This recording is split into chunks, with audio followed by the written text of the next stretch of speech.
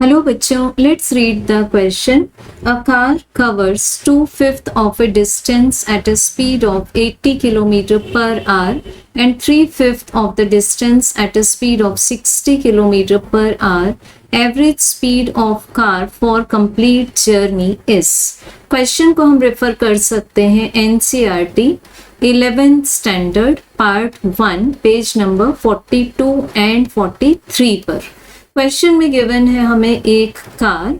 इस कार के लिए हम मान लेते हैं कि the total distance is from A to B और इसको हम एक सिंबल दे देते हैं एस.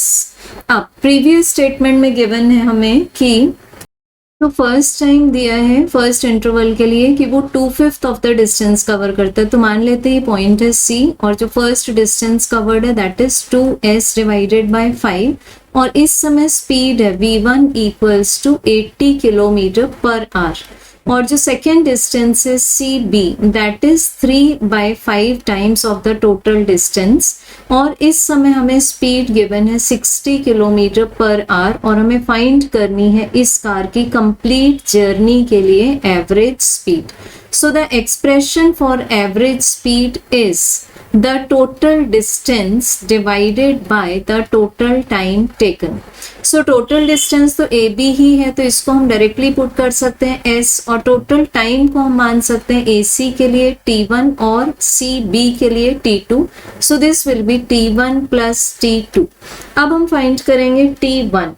So T1 का आंसर क्या आएगा हमारे पास में first distance which is 2s divided by 5 first speed से डिवाइड करेंगे. सो दिस इज 80 तो ये आंसर आ जाएगा हमारे पास 2s divided by 400 in our.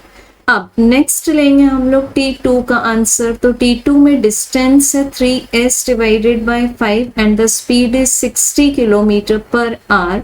So this will be 3s divided by this will be 300 our.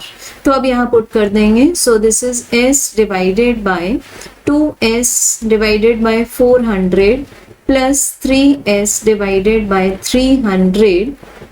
अब इसको प्रोसीड करेंगे. Average speed is equal to s divided by हम LCM ले लेंगे यहाँ पर 1200.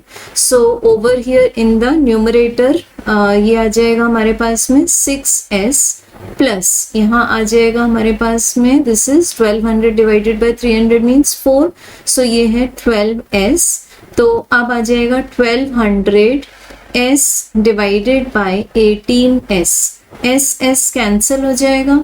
देन 6 से कैंसिल कर देंगे 2 सा एंड 3 सा. सो ये आंसर क्या आया 200 divided by 3 and the unit is kilometre per hour. So correct answer will be option number 3. Thank you.